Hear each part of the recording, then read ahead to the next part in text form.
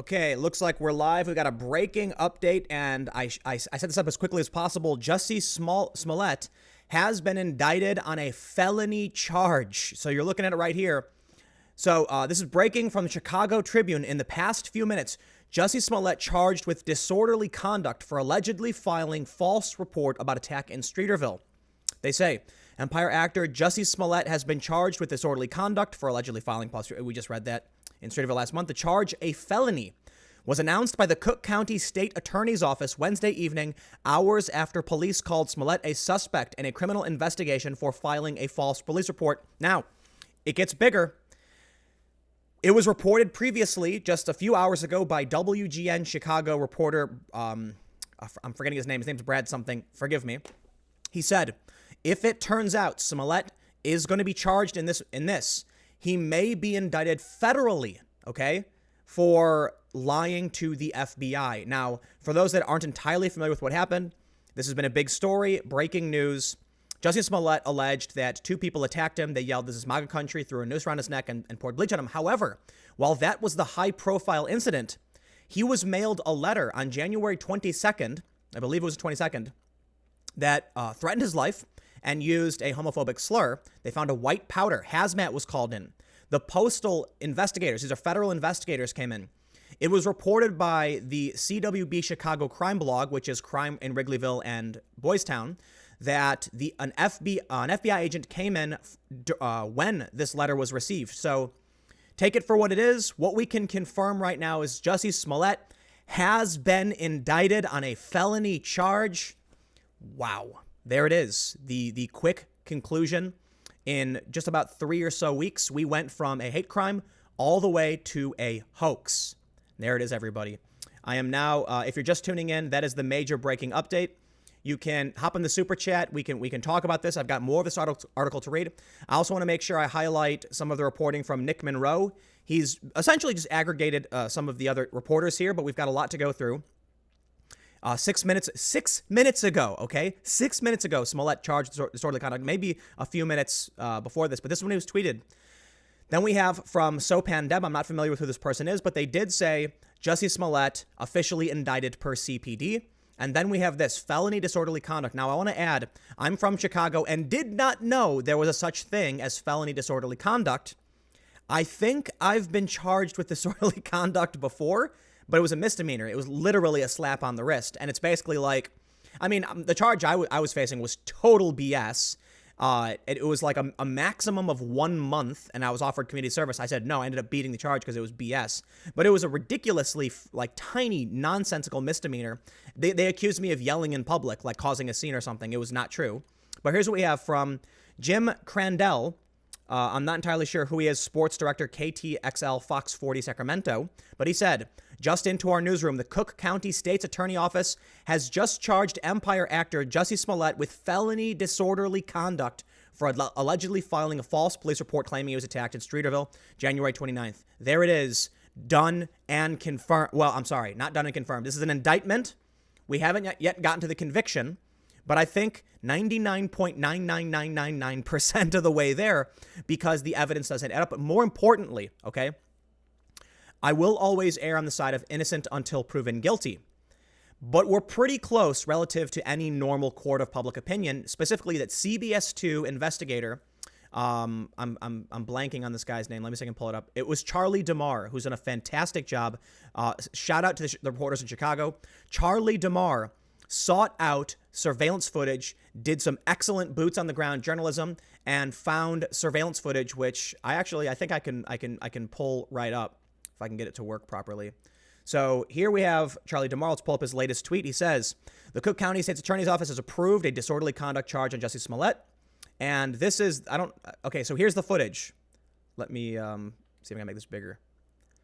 This is from CBS2, the two brothers buying what we can see as a red hat, and it looks like ski masks. You can see the ski mask right here and a red hat. Now, this is supposedly evidence of them purchasing what was used in the hoax. In the hoax, there we go. So here's what's fascinating. 4 hours ago, Charlie DeMar tweeted this out. From the police, We got information and want to run it by him. If the opportunity to come in is not taken, we're going to go with other methods to create a culture of accountability. What that means, for those that don't get it, is if he doesn't voluntarily surrender, he will be arrested. I'm being a little bit more extreme, but they're basically saying, come in and talk to us, otherwise there will be a warrant for your arrest. And now we have it. We have the official indictment. This has been, wow, there we go. Jussie Smollett's case is expected to be called in bond court tomorrow, 1:30 p.m. I will absolutely be tracking this news. That's 1:30 p.m. Central Time, which is going to be 2:30 Eastern Time for those that are paying attention. I believe the rest of the Jussie Smollett story just goes through the basic breakdown. So, again, if you have any questions you want to ask in the super chat, basically super chat, and I can see your comments and I will start going through them. We can talk about what's going on here. But I'm going to say, look, why is it that when this story broke, the left was so willing to believe it? Kathy Griffin tweeted out something to the effect of, I'm so upset for my friend, Jussie Smollett. She posted a photo of him. And it's very interesting that she's repeatedly fallen for hoaxes like this. She fell for the Covington fake news and then actually made it worse. She fell for this Jussie Smollett fake news and essentially made it worse. Now, I'm going to clarify, too, it's an indictment. But I just showed you video of the two brothers seen on camera purchasing what was used in the crime. There is a possibility, though I don't believe it, that the two brothers just don't like Jussie and really did attack him and yell. According to Jussie Smollett on Good Morning America, he said they quote. Okay, let me start over. On Good Morning America, Jussie Smollett said the men who attacked him said, quote, "This MAGA country." That's what they said. Now, that seems strange, in my opinion, for, something to yell, because it's more colloquial urban Chicago, a way of speaking. This MAGA country. Well, instead of saying this is MAGA country, it was reported in numerous outlets. The quote was, "This is MAGA country." When he said it, he said "this MAGA country," which is a different, I don't know how to describe it, but it's a more of an urban Chicago way of speaking. Let me try and get some of these super chats to you guys, and we can just start breaking down what the hell is going on, because this is well, let me just say, so for those that are asking, I don't know if this means a warrant has been issued. Someone's asking if there's going to be a race war. I don't know. Average Luke, thanks for the super chat, says he should be indicted on multiple felony charges. Here's the thing. Listen, if he gets convicted on disorderly conduct, which is felony disorderly conduct, I guess it goes way up. That's crazy. A felony in Illinois, and this is my understanding, it's been, I took, for 2 months, I took a community college course on criminal justice. So I know a teeny bit about Illinois law. My understanding is that in Illinois, and I believe across the country, but in Illinois at least, a felony charge is a minimum of 1 year in prison. So I'm not entirely sure what this charge could lead to if convicted, but I do not believe they're going to go light on him. Chicago has an image problem with the police. We just had a major scandal where a black man was shot several times, Laquan McDonald, and there was an alleged cover-up. The police, it's my understanding, the officer who shot him did get charged and convicted, but I haven't been following that, so forgive me. But listen, the point I'm trying to make is not about that story. It's just that Chicago does have a serious image problem, from gang violence. They call it Chirac. Stories about police black sites. These are off the grid, they're off, there's no record of them. They don't exist officially, and they torture suspects there. We had this one guy, I can't remember his name, and I don't want to say the wrong name, so I'll avoid that, but he was known to electrocute people into false confessions. Chicago has a serious image problem. For Jussie Smollett to fake this story with these two brothers damages the reputation of Chicago, and that's seriously important for the city. In my opinion, they will throw the book at him. But more importantly than that, federal investigators are involved due to the letter he received, and police believe he may have been involved in orchestrating the letter sent to him. CBS reported that when the letter sent to him didn't get enough traction, he then went on to orchestrate the larger hoax. The police recovered magazines that were, my understanding is they were cut up at the apartment of the two brothers. The brothers were not charged. They were originally, it was reported, my understanding is, it was reported that they were arrested on charges of battery. They were released shortly after, and the police said due to new evidence, the trajectory of their investigation had shifted. Now, I want to make one thing really clear. CWB Chicago, which has been one of the outlets leading the investigation on this, has been almost entirely right the whole way through. I'm not going to say they've been, infallible. I believe they did get some details wrong, but they've been pretty spot on the whole time. If what they're reporting is completely accurate, and I'm not saying if because they're a small blog, I'm just saying, let's qualify this even if Tribune or anyone else was reporting it. But their reporting is that the FBI has been involved from day one. What that means, since Smollett sent this letter, they've had their eye on him. I can only imagine when the hoax hate crime happened, the police, the federal investigators, looked at each other and rolled their eyes and said, here we go. Because look, when the letter got sent out, they knew immediately, my assumption is they knew where it came from. When the hate crime happened shortly after, you either have a story of someone stalking, Smollett, which is possible. And I entertained that possibility very early on, that Jussie Smollett may have had a stalker who mailed him and attacked him.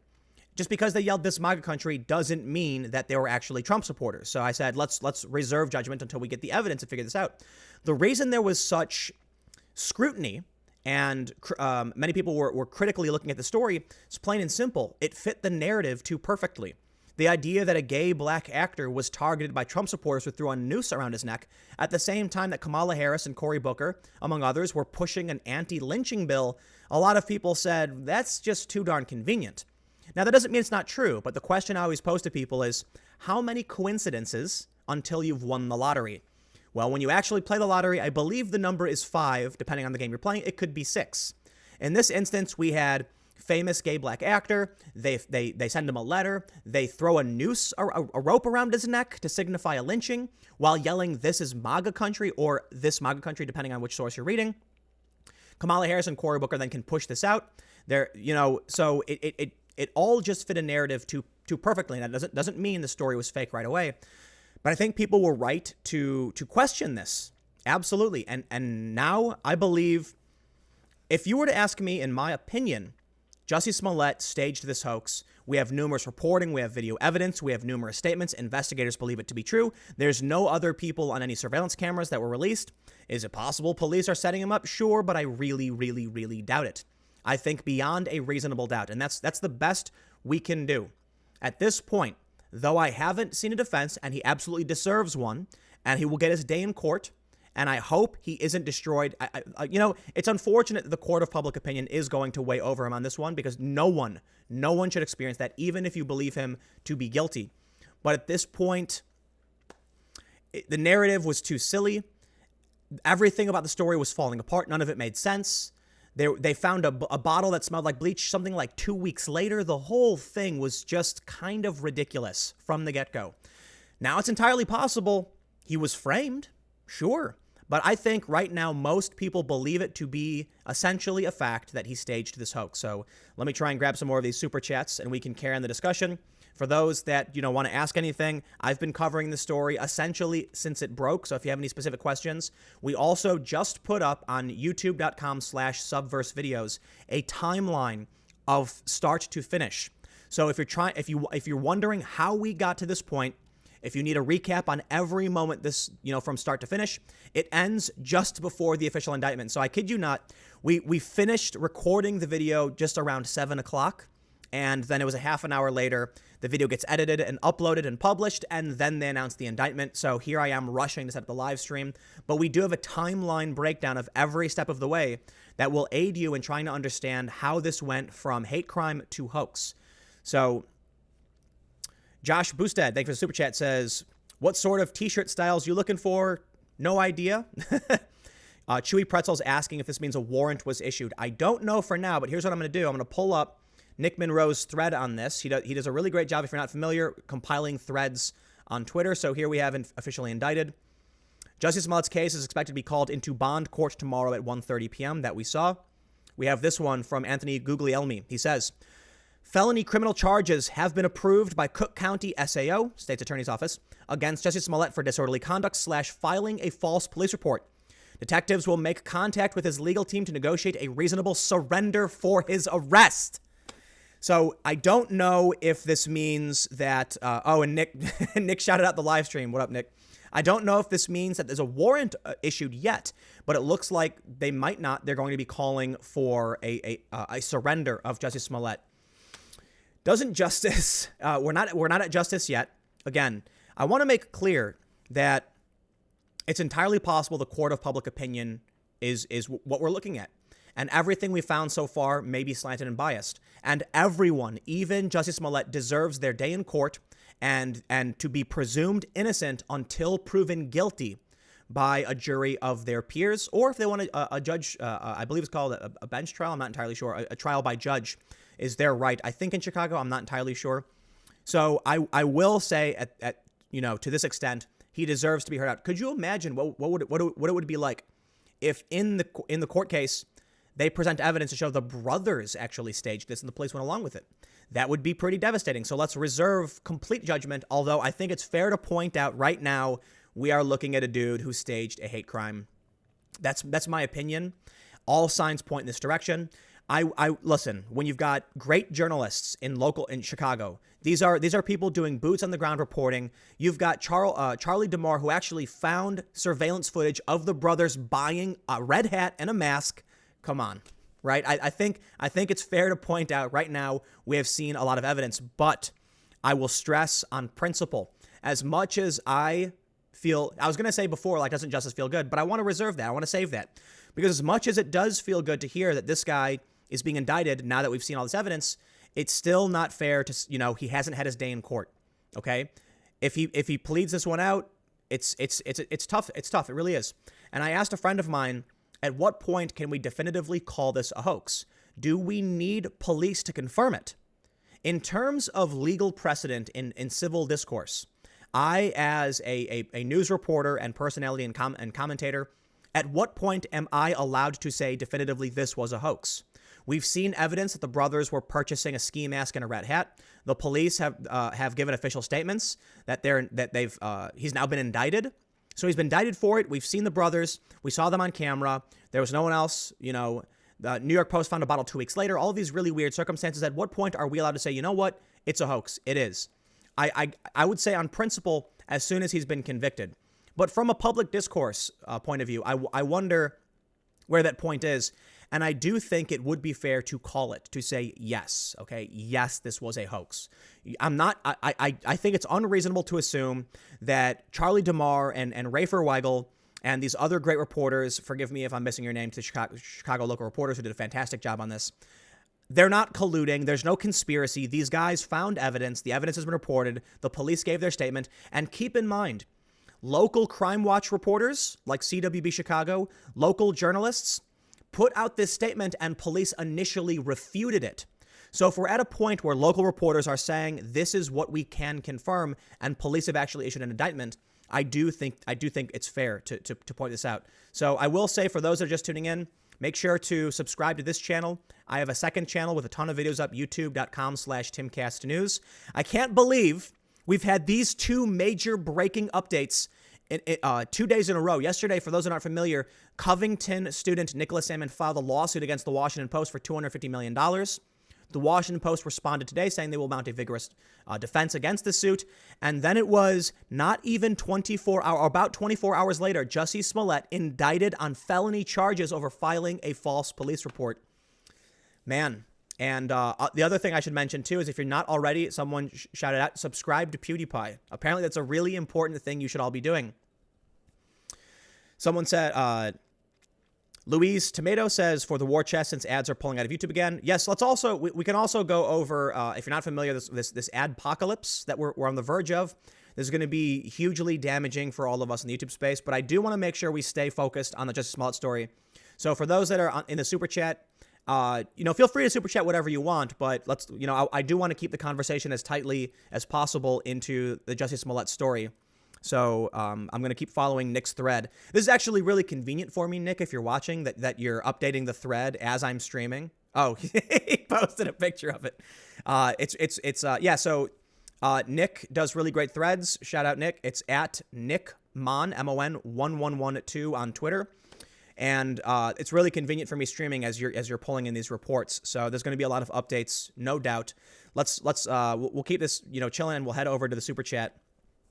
Ferry driver insists that Smollett didn't do nothing. Dan Psycho, thanks for the super chat, says D Brothers. I guess people are just making fun of him. And okay, we just say the super chat feed often jumps, and there's nothing I can really do about it. So let me see if I can scroll back up, because okay, there we go. Barrett X for the super chat says, "Can we 100%? Can we say 100% confirmed hoax?" I would say 99.99%. And as I just explained, and I'm not going to go through the whole thing over again, but for those that are just tuning in, Smollett has been indicted. He hasn't been proven guilty. Indictments are not hard to get. I want to see a conviction. I want to see it proven in a court of law that he did this. I do think it's fair to say, at least for now, in terms of public discourse, I'm calling it a hoax, right? I think we've seen so much evidence. We've seen the brothers buying the gear. We've seen police statements. We've seen reports from you get it. The story's been really, really long, and I don't have the timeline in front of me, though we did put this timeline together. I just read a 10-minute script breaking down the timeline of how this turned out to, went from hate crime to hoax, and it sounds to me like it's a hoax. It does. It really does. But I on principle, I'm going to say let's not call it 100% until we get that conviction.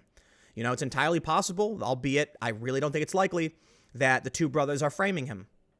Until we see evidence that he actually orchestrated, all we have right now is the brothers did it, right? Just because the brothers said he told them to do it doesn't mean he did. We need to see some evidence.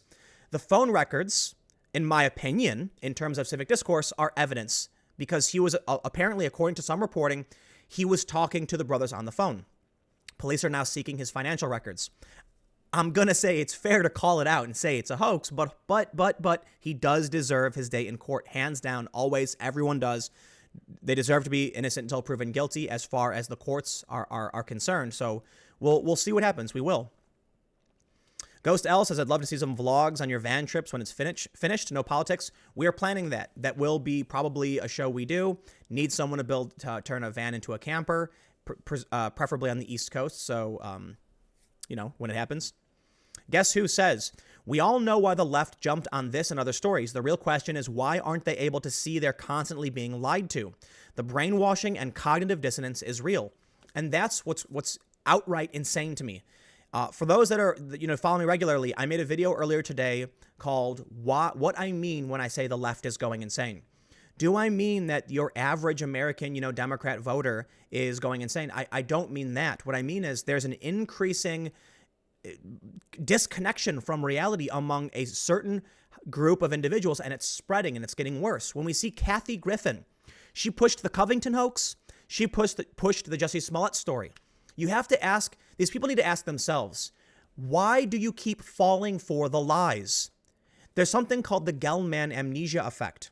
I talked about it on the last stream, that when you're an expert on an issue, let's say you're an expert, chef, you'll read a story in the newspaper about, cooking, and you'll say, hey, that's wrong. I'm an expert. I know it's wrong. But then you turn the page or click the next link, and the next story is about something like Syria, and you believe it. You just believe it. You forget. It's called Gell-Mann amnesia because you forget. When you're an expert, these stories are BS. The news is fake news until you somehow find a story you're not an expert on. You just assume it's true. And this is the sad reality that these people on the left, first of all, I'll say this. Why did so many people uncritically just parrot the narrative, including journalists? Journalism has been infiltrated by activists who care more about getting policy passed and having their politicians win than actually telling the truth and helping people understand reality. There are great journalists like the people we're seeing in this story, okay? You've got Charlie DeMar, for instance, Rafer Weigel. You've got a bunch of on-the-ground reporters in Chicago, and local journalists tend to be great at their jobs. Not all of them. Some of them are activists too. But on a national level, especially in New York, journalism has been infiltrated by activists. When these celebrities and these personalities hear this fake news from the activists working in media, they assume it must be true. How could it possibly be fake news? But more importantly, it fits their worldview. They are more interested in proving their reality exists, and that's why hoaxes happen.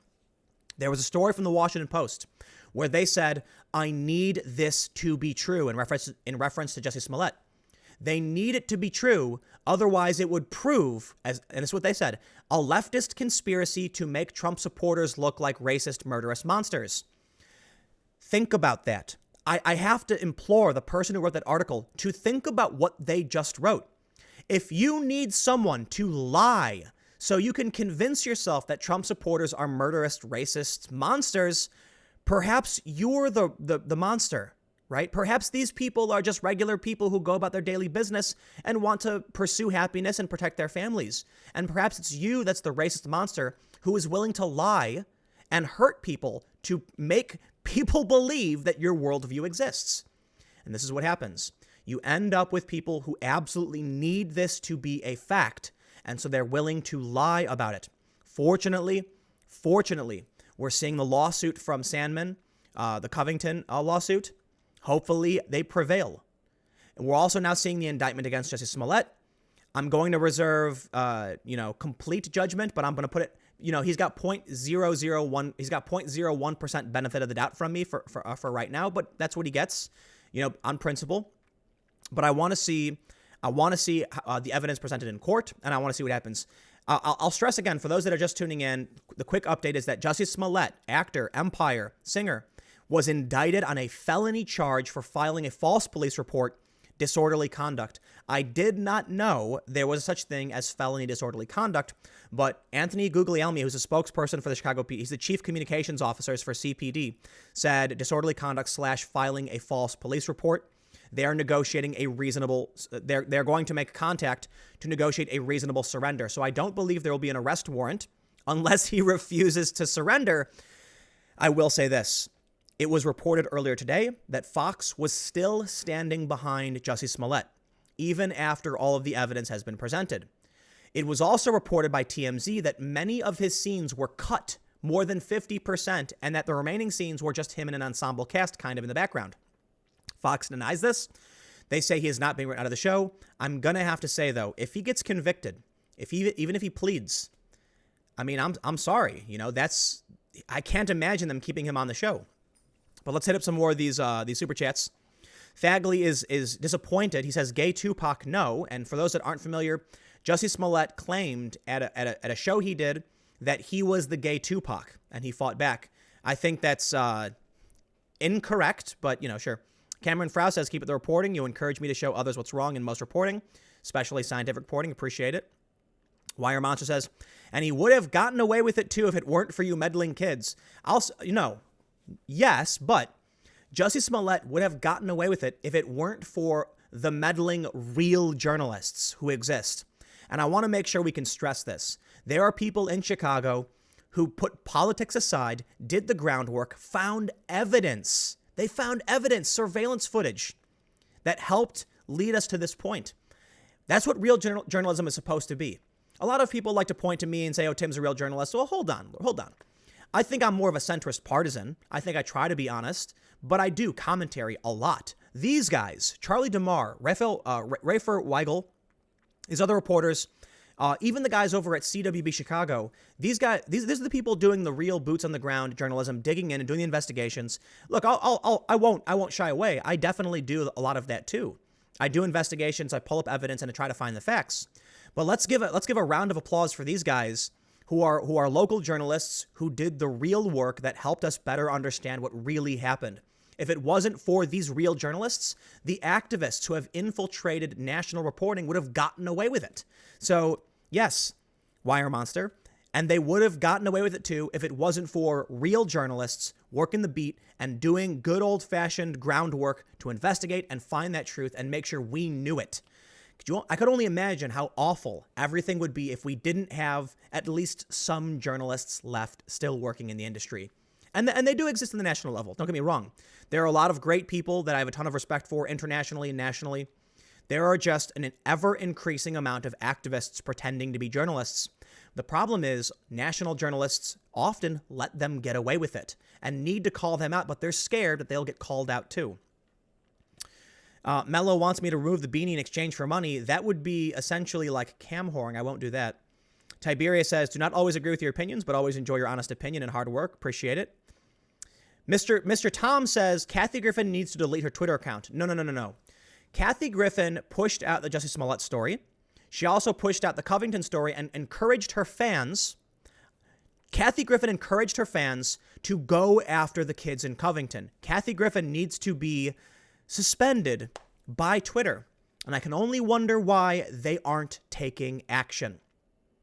Any opinions on why Twitter isn't going to take down somebody who's repeatedly pushing false narratives and causing harm to others? I can only wonder.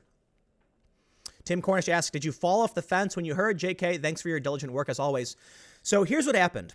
I've got a loud bass amp, okay, that's playing Fox News right now. I do rotate between Fox News, CNN, but never MSNBC. I try to make sure it teeters from right to left, and CNN is they've yikes. You know, Fox News has their bad points, but Brett Baer's pretty good. And so I've got the sound playing. We just recorded a timeline. Okay, so if you want to know the full timeline of the Jussie Smollett incident, go to youtube.com/subverse videos. That's SUBVERSE, and then videos. Or just search for Subverse, and we have a timeline up until the point of indictment. In fact, the video ends by me saying he could be indicted at any moment, or it could all blow over by the time you watch this video. And we got it live, edited, uploaded by 7:30, and then 5 minutes later, indictment was announced. So we had the news playing loud in the background, got the story up. Can I just point out, I've been working since 8:30 until literally I'm still working. What an awesome job it is to constantly be plugged into the news, reading tweets and yeah. And this has been since yesterday. I've essentially worked to, I guess you'd call them double shifts, because yesterday we had the Covington incident. So this has been huge, right? So since the beginning of the year, we've had several hoaxes already. And I mean hoax more of in a broad term. We had the story about Michael Cohen Trump in BuzzFeed, and then Mueller's team, said, no way, this is not real. We had Covington. We have just Jussie Smollett now. So again, we're at 99.99% with Smollett. He's going to get his day in court, and he deserves it. But we'll see how things end up. And there are more. There are others that people have called out. Big hoaxes, fake news that has been pervasive since the beginning of the year. Let me try and read some more of these super chats, but I will also shout out, follow me on Minds, minds.com/Timcast, and also minds.com/Subverse. We're setting up a community, like a distributed newsroom. We want you guys to get involved. Share stories you think aren't being reported accurately. I have a lot of people sending me messages, but in the group, we have a wall where you can post comments, reply to others, and we're sharing stories. We have over 2,000 members at this point.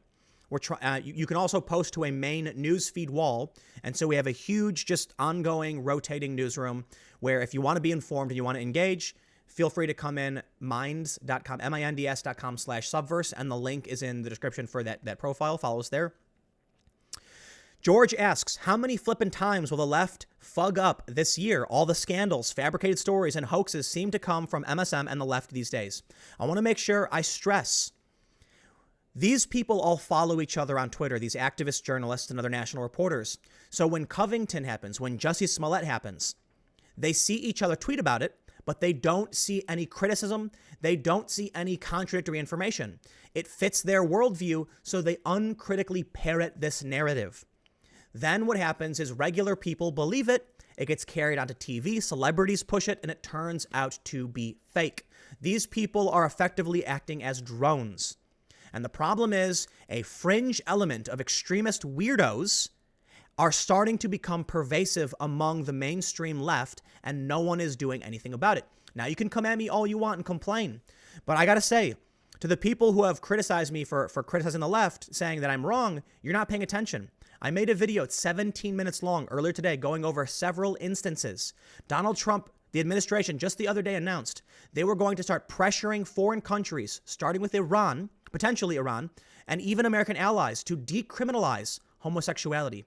I applaud the effort. What did Out Magazine say? It was racist for Trump to do so. You have to recognize the fringe element is becoming pervasive, and if people on the left don't call them out and weed out this bad behavior, you will not have any political power. You will fall apart. The Democrats will lose. How many articles have popped up saying no white men 2020 when Bernie Sanders is polling in number 2 and out fundraised Kamala Harris? The left is being fractured by a fringe element. They need to be called out. Jussie Smollett, this story is another good example of that. Covington is another good example of it.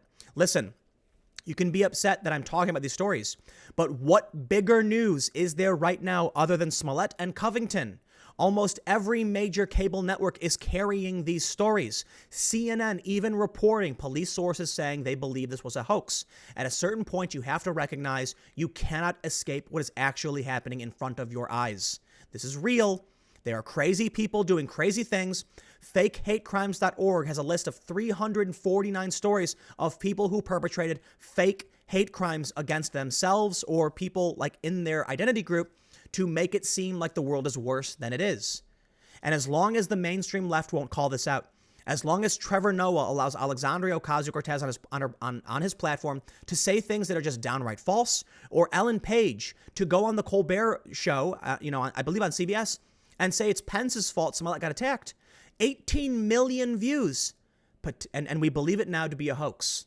Okay, when the celebrities are pushing this, when the networks are pushing this, and it turns out to be another bit of fake news, it needs to be called out. But where is Colbert?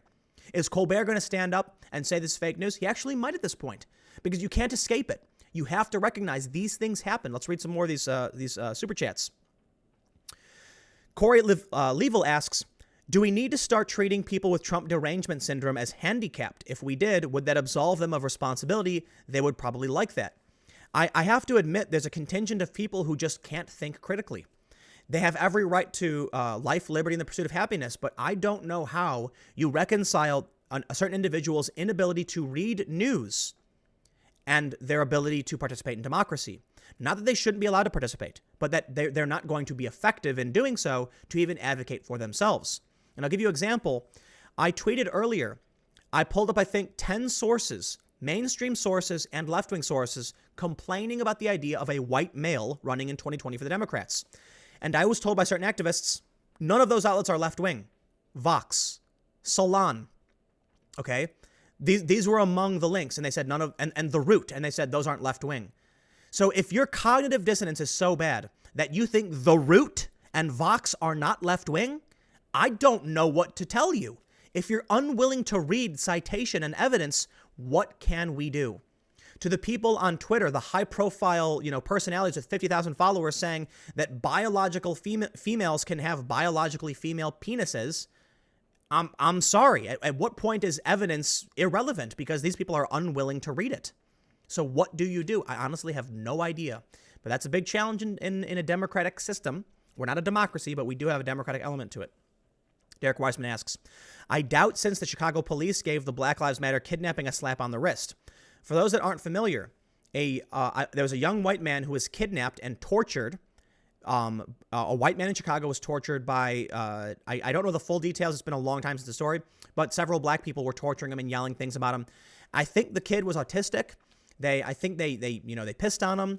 They cut him with a knife. It's been a long time, so forgive me if I'm getting the details wrong, but these things happened. I do believe these individuals were charged with a hate crime.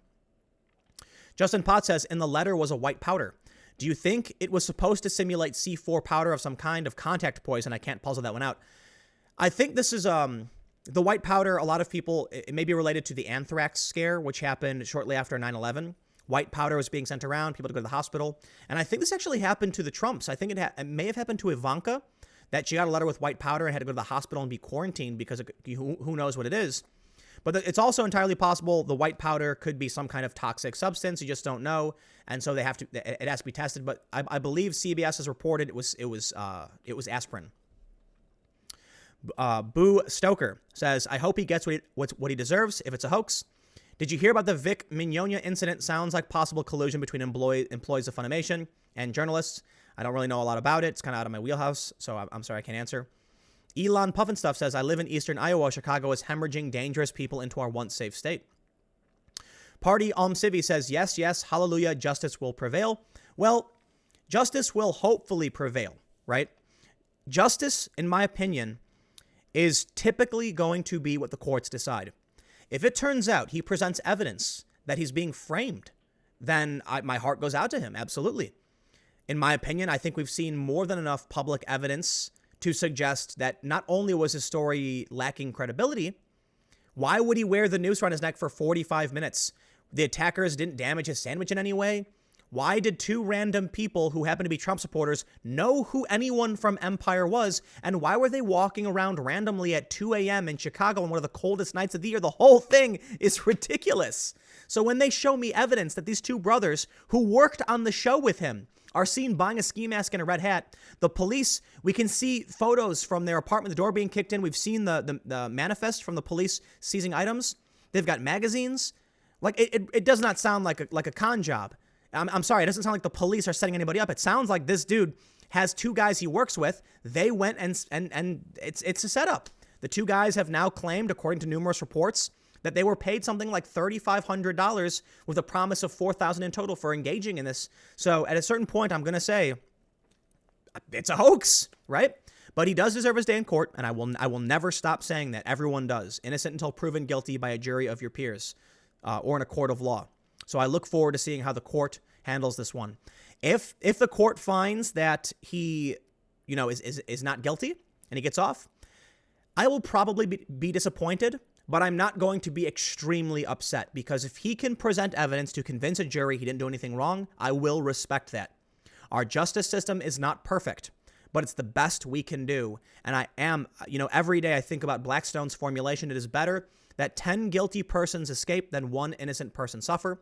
And if that means even if Jussie Smollett is guilty, if the system we have in place does the best it can do and he's found not guilty, I'm still grateful the system does everything in its power to make sure that the innocent are spared and the guilty are brought to justice. Keeping in mind, I do recognize the shortcomings of our justice system, the disparity between the poor and the wealthy if you can afford a great lawyer. These are unfortunate realities. But I do think the foundation of our justice system is absolutely amazing, and it inspires me every day. Blackstone's formulation, some incredible stuff. And side note, for those that aren't familiar, it's actually rooted in the story of Sodom and Gomorrah, which is absolutely fascinating. I think it's the story of Lot. God said that for the sake of one righteous person, he would not destroy Sodom and Gomorrah. I am not a religious person, but I can recognize, where this story leads us till today. We're willing to make sure we do everything we can to protect the innocent. It's inspirational. It's important. To all the super chats saying, thank you.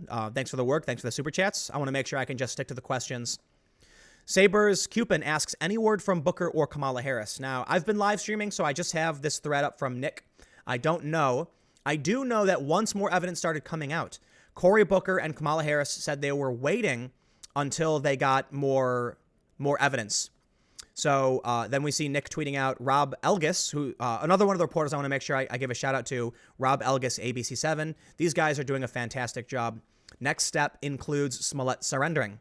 And Nick then says, at the moment, the media is just catching up. Yes, us here on social media are breaking news relatively faster. We're seeing these local reporters tweeting out the breaking news just out of the courtroom and before the websites and a lot of the national reporting gets the story out. So yeah, I'm not surprised that the independent personalities are doing such a smashing job on this one. But I will admit, my reporting is only derivative of these guys in Chicago. So once again, I'm not familiar with Matt Finn, so forgive me. He is in Chicago, but I will include him in the shout out.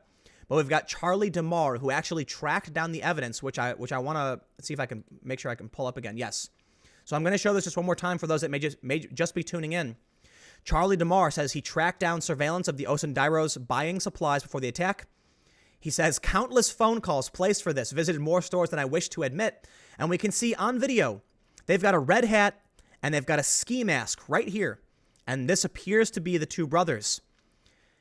This guy, 2,200 retweets, absolutely smashing work. This is the inspirational kind of journalism that needs to be talked about. So shout out to Charlie DeMar. Shout out to Rob Elgis at ABC7. Local Chicago guys have done an outstanding job breaking this extremely important story. And the reason it's so damn important is that the culture war is getting, to disgusting proportions. And maybe when people find out these hoaxes are real and they're forced to report the truth, when the Covington lawsuit pushes forward and justice is found, it can help, calm things down. I will say, though, at least in the Covington front, I'll tell you what, there are a lot of left-wing activists who are saying this is white privilege. Of course, these evil little kids, this disrespectful kids are going to sue and try and get money out of it. Oh, look how they're $250 million. There's no convincing some people. There just isn't. Andrew Espinoza says, I disagree with most of your stances and think you don't understand economics when it comes to taxes, but I absolutely love your work and will continue to support you as much as I can. I think it's important to point out for those that are watching, I have my opinions on a lot of policy issues are extremely limited because I don't know enough. And, I learned very early on when I had very strong opinions on a lot of policies, I'd say something like, X should be true. And then someone would be like, you didn't consider Y. And I would go, that's a good point. I didn't consider Y. God damn it. And so it got me to a point where I'm like, I honestly just don't know. I don't. And if I don't know, I don't say. It is better to, what is it saying? It is better to say nothing and appear stupid than to open your mouth and remove all doubt. So on certain issues like taxes, I do have an opinion because I have actually read a decent bit more on these issues, and I'm willing to actually argue those points a little bit more than most things. But on a lot of issues, look, if I don't know everything about it, I can't really decide what should or shouldn't be. I will say on foreign policy stuff, matters of life and death and government control, I do have strong opinions. When it comes to what makes me effective in terms of finding the truth, is that I recognize I don't know. It's plain and simple. When the story of Covington broke, and I saw this video, people were sending it to me saying, Tim, report the story. This kid's getting in this guy's face. And I said, it's a minute clip of two dudes standing there. I don't know what happened. And they're like, the kid did this. And I'm like, I didn't see that. That's not in the video. I can't say that. If I don't know, I can't say. I'm not perfect. I get things wrong, for sure. Niles wants my beanie to electrocute Jussie's balls on behalf of the CPD. That was horrifying in Chicago. So again, there's a lot of people just joining in. Chicago is notorious for this case where a guy would electrocute people into false confessions. Chicago is not a saint here. Ryan Travers says, what can you say about Munchausen syndrome? I don't know what it is, unfortunately. Joey Jakubiak, thanks for the super chat. KS Wheels, two-part question. Did his fame extend the length of his investigation? And would Joe Nobody have been charged with the same thing? I think yes to both. I think because Jussie was so famous, his friends in the media and celebrities pushed the narrative. But because his narrative fit a left-wing ideological worldview, that's what caused all of these people to push us. Because let's be clear, in Philadelphia, Antifa beat two Marines, two guys who are just going to, it was a Marine ball, it was some event. Antifa comes up to him and starts insulting them, calling them white supremacists and beating these random guys. They had nothing to do with any rallies. They were apolitical. They said, are you proud? One of the Marines goes, I'm a Marine. And they said, are you proud, boys? And he says, we're Marines. What did they do? They started screaming ethnic slurs for Latinos and Mexicans while beating them. 3 of these people have been charged with felonies, multiple felonies, one of which is ethnic intimidation. Now I have to ask, if a horde, a group of people screaming ethnic slurs and beating 2 innocent people isn't enough for Kathy Griffin and the rest of the mainstream media to go wild with, what is? Oh, Jussie Smollett was. Okay. Well, it now appears that this may be a hoax. What about the Marines? That wasn't a hoax. On the same day, this same group of people beat a Jewish man while screaming he was a Nazi. And when he said, I'm Jewish, they said, how do we know? What does that mean? Did Antifa just beat a Jewish man while telling him to show his papers to prove he was Jewish? Otherwise, they had the right to beat him? Why isn't every outlet covering this story? Well, for one, the Marines aren't famous. More importantly, Antifa is aligned with their ideological worldview. They're just extremely violent. So the media doesn't call them out for it. Some outlets did, for sure. And it's typically local reporting that does a good job covering these stories. But unfortunately, local reporting doesn't go far and wide. Did you know that a man showed up to a school wearing a shirt that said, smash the patriarchy and chill? It was over a custody dispute. This was in Eugene, Oregon. The police ordered him to leave. The man pulled a concealed firearm out of his pocket and fired, I believe it was 2 rounds at the officers before I put him down and put a bullet in his head. About a week or so later, protesters from the far left showed up saying the police killed their comrade. And about a week or 2 after that, someone planted an explosive device at the Eugene Police Department. Why wasn't this covered by national media? I get it. You don't care when the left is accused of committing acts of terror or trying to shoot police officers. You don't care when 2 Marines who are serving this country are beaten while a group of people yell ethnic slurs. The media doesn't care. They certainly care when a gay black celebrity claims that at 2 a.m. on one of the coldest nights ever in Chicago, 2 guys who happen to be Trump supporters and also people who watch the show Empire just so happened to have bleach and rope, recognized him, walked up to him, yelled, "This is MAGA country," just so happened to be off of frame of a camera, and then ran off. Yeah, I'm going to believe that. And it just so happens these two guys worked with Jussie Smollett. Yeah, that's fine. That's what the media will carry. And so I sit here every day reading this, and I know a lot of you understand this. And I have to wonder, as somebody who reads the news every day, why it's not so apparent to other people. There are some people I'm no longer friends with, and it blows my mind, but not because they believe in certain political ideas, but because they don't know what the hell they're talking about, and they've begun to embrace violence. They say things, I kid you not. Someone who was a friend of mine said that it is better that 100 innocent men suffer than one guilty rapist go free. That is a terrifying authoritarian ideology. And that ideology has actually been embraced by many dictators throughout history. If you pull up on Wikipedia Blackstone's formulation, which says it is better that 10 guilty persons escape than one innocent suffer, they actually have a section from authoritarians who say the opposite. It's better to punish the innocent than let the guilty escape. And that truly is terrifying. It's for one reason. For me, it's extremely ineffective. If your justice system is satisfied with punishing an innocent individual, that means the guilty person actually escaped. You can't settle for punishing the innocent. You have to make sure, beyond a reasonable doubt, the person you've captured is guilty. And we need to do everything in our power to make sure the innocent do not suffer. That's why I applaud the organizations that seek to overturn, like bad convictions and free people who are innocent through DNA evidence and otherwise. Mike Hunt asks, good name, by the way. Thank you, Tim. Love what you do. I watch, listen every day. Appreciate it. Nesney says, now we just need to indict Christine fraud since renovations can prove her therapist's story is BS. I doubt it. I doubt we'll get anywhere near that. Party Civi says, FBI agents Fortnite dance as Jussie's locked up. Also, Tim, all the cool kids and pro streamers take pauses to read super chats every so often. Love ya. Thank you for the Devin Hamby says, we need proof you're subscribed to PewDiePie. I'm subscribed to PewDiePie. I don't watch his videos all the time, but the meme reviews are really funny. They really are. So Kevin K asks, Tim, please cover the Tommy Robinson BBC fraud.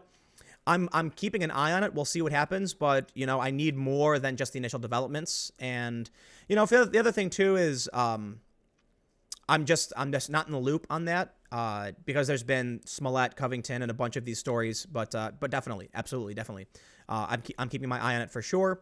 For those that aren't familiar, it is alleged. I have to say that because I'm not super familiar, that the BBC was working was with, I don't want to say working with, but was with a group called Hope Not Hate while interviewing former employees of Tommy Robinson.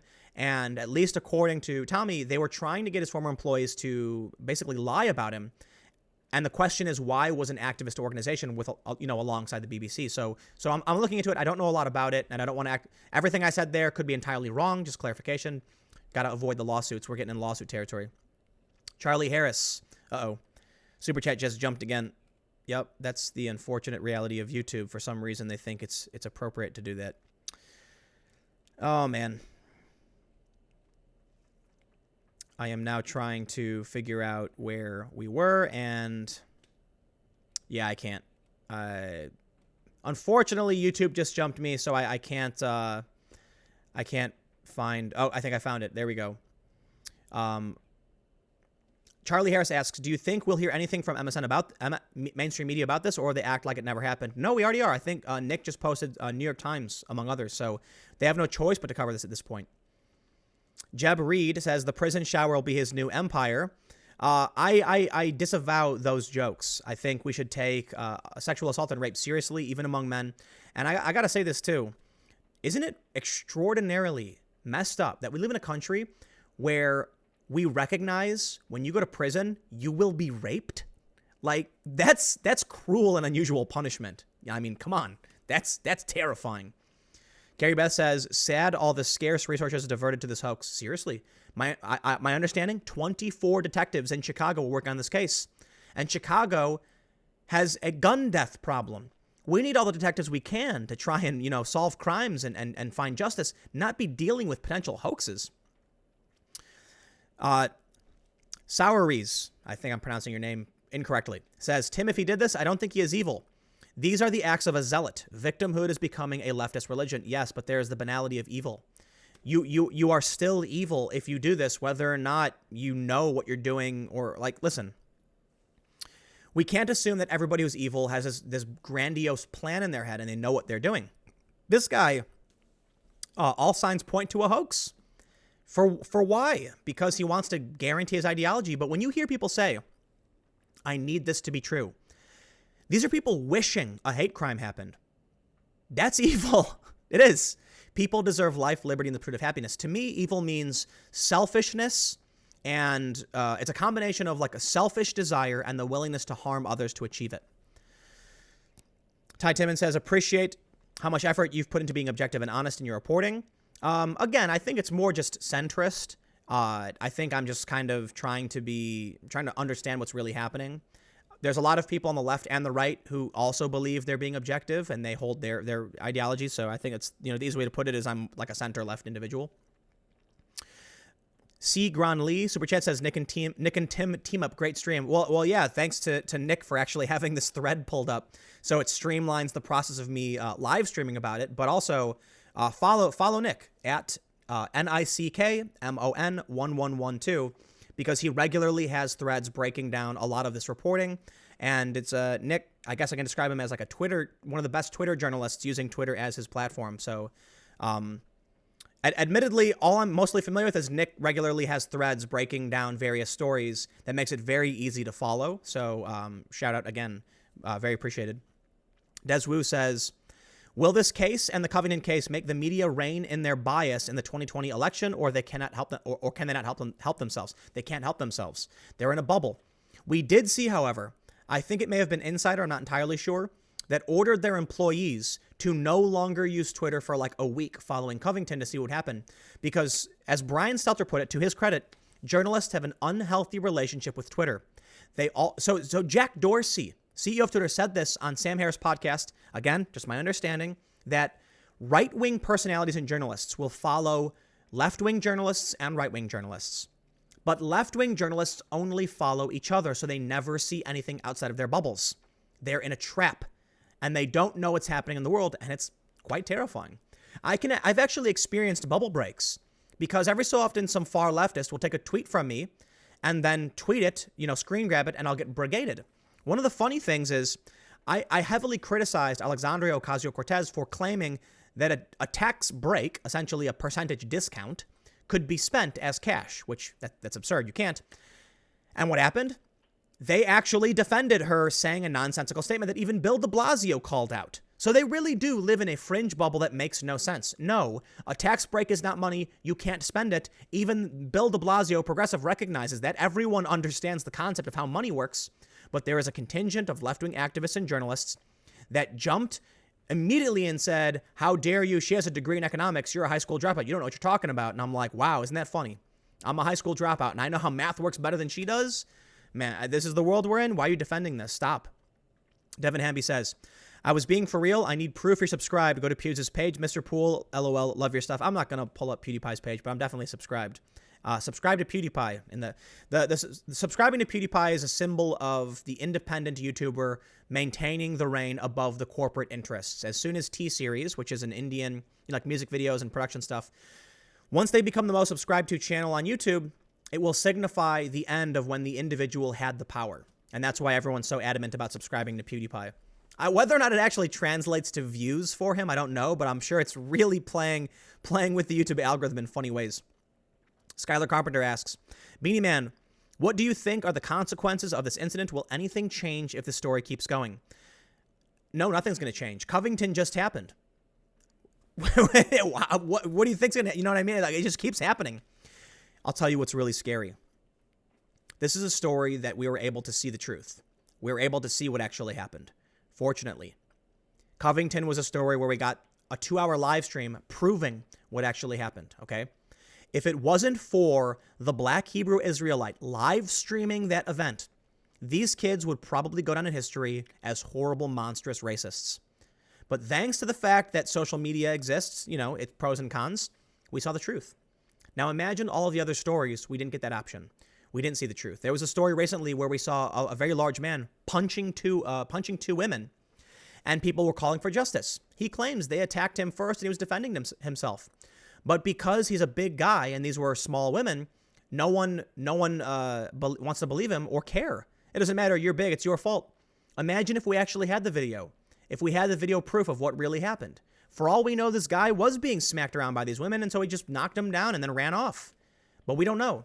There are a lot of stories where we think we know the truth and we don't because the evidence wasn't there. You ask if this will change anything, but how many stories have come out recently where they've actually made a difference? Fakehatecrimes.org, 349 stories of hoax hate crimes. Have any of those changed anything? No. People spray painting their own doors, people setting fire to their own buildings, hoaxes. Did it change anything? No, because here we are once again. As long as people feel like they can get away with it, as long as our culture celebrates victimhood, nothing we can do about it.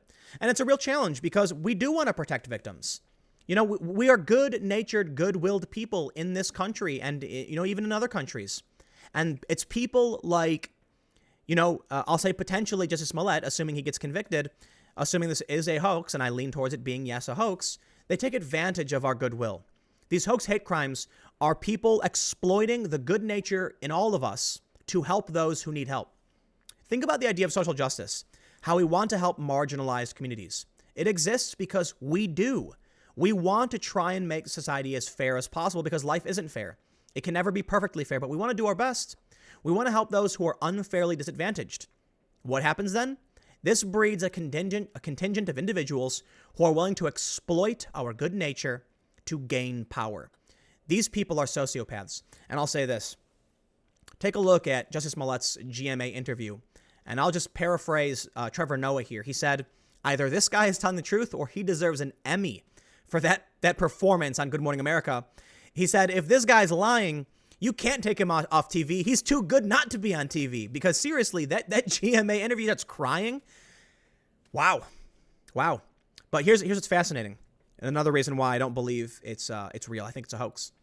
Apparently, according to some reporting that I think came from CBS, the police called Jussie Smollett and asked him. They said, we've identified your two attackers. Will you come down and ID them? And he said, yes. And when he went down to the station and realized it was the two guys from the show, he said, oh, you know, I feel bad because I know them. And he didn't want to press charges against them. Interesting. Does that mean that he was willing to sell out two random guys? Sounds like it. But it's also weird that he decided to change his mind when he realized it was his buddies. Oh, what's that all about? The Grand Inquisitor says Pim Tool is more conservative than Tim Pool, perhaps.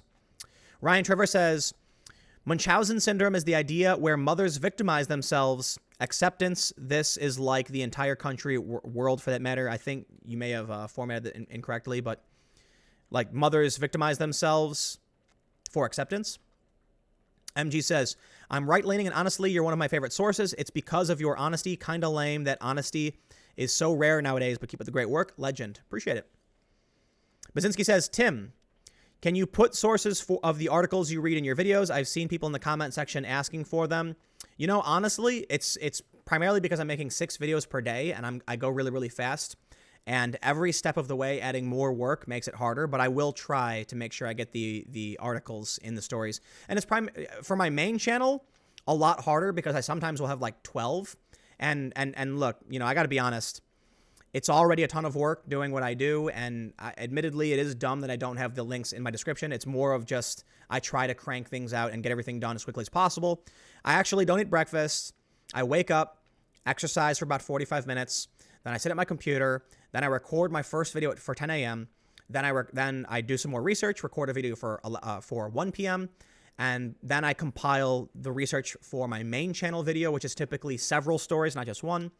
Then I record 3 more videos. And so usually I'm done by about 3 p.m. And that's when I eat for the day. And then I have to come back and edit those videos, the last 3. And I usually end up finishing somewhere around like 5, maybe 6 o'clock, because I have to do like SEO stuff as well. And then we get big breaking news, and here I am, it's 9 o'clock. And now with Subverse, it is my 7th video per day.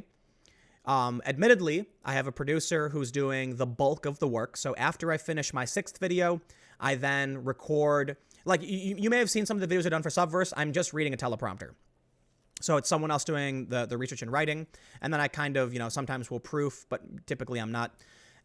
Then they record. So then after I'm done eating, after I'm done doing, SEO stuff around like 4:30 or 5, typically around like 4, now we've just started this, I go and I either record a voiceover script like I did today, or I record in front of the camera on a teleprompter. And so I am doing 7 videos per day, of which my main channel is the most draining, and the Subverse video is the second most draining. But the videos I do for my second channel, where I just kind of like, it's like this, where I just rant and read an article, those are really, really easy. And that's why I'm able to do 5 of those per day, because it's just like, here's like, basically what happened was I read so much news every day. There were a lot of stories I thought would be fun to talk about that, I'm like, I don't know what to do. And admittedly, I saw Sargon doing live streams, and then he would take the stories from his live streams and upload them. And I'm like, oh, I'll just record myself talking about these stories because I'm reading them all day, every day anyway. And then I'll have more videos, So, and I just made it. So that's more of my opinion rant channel. Admittedly, my main channel is opinion too, but it tries to be more straightforward, professional, and like calm, no swearing and stuff like that. Let's read some more super chats, because I gotta admit I am wiped out. This is my second day in a row doing what is essentially a double shift. So I am seriously, I am tired, and I've got a couple trips coming up. I've got 2 more podcast appearances. I can tell you one of them. No, actually, I can't say any of them, and it's going to be great. I'm big fans of these 2 podcasts, so I don't know if they're like super big or anything. One of them I think is decently large, but my birthday's also coming up, March 9th. I may stay in Los Angeles for my birthday and just like take a day to party. I've got to, in all of this, okay, in everything I'm doing with the expansion of Subverse, I've got corporate tax work stuff I've got to deal with. We are looking, for those that are watching, someone said this was a start of a media empire. I don't know about that. But outside of the video I'm doing every day for Subverse, my main channel, and the other 5 videos, I'm trying to hire a scriptwriter for a mysteries podcast where I would pretty much just be reading voiceover. I am essentially ensuring that I will be grinding my bones to dust every day, working 12 to 16 hours nonstop. Maybe I'm a crazy person. Maybe I'm insane, and I should probably... So I'm going to keep reading through these super chats. For those that are watching, though, let me give a shout out to several more people. Subscribe to Subverse. That's youtube.com/Subverse videos. You can just search for SUBVERSE. And we've got some on the ground reporting. We've got some we've done some like nightly straight news anchoring type thing. And that's kind of like us trying to figure out what our shows are going to be. We are preparing, I'm trying to figure out a mystery podcast where we explore stories that have never been solved, never been resolved. So these could be cold cases, they could be ghost ships, it could be things presumed to be paranormal, but I am a skeptic, so I will never insinuate, ghosts or anything. But I do like ghost stories because it gives you that sense of wonder. So that's what we want to do. A lot of work happening behind the scenes. And at the same time, I'm trying to build a mobile production van so that we can actually do a weekly or even daily travel show where we go and meet people on the ground and talk about politics with middle Americans. So that is at Subverse. And we have a timeline of the Jussie Smollett case up until just before the indictment was announced. So if you are someone who wants to know exactly how this happened, we have a timeline. I figured that would be a good idea. And admittedly, I didn't do most of the work. A producer did. So we'll leave it at that. But also minds.com/Subverse, where we have a link to our distributed newsroom where you can post stories. We do have rules, okay? We don't allow hate speech in a certain sense.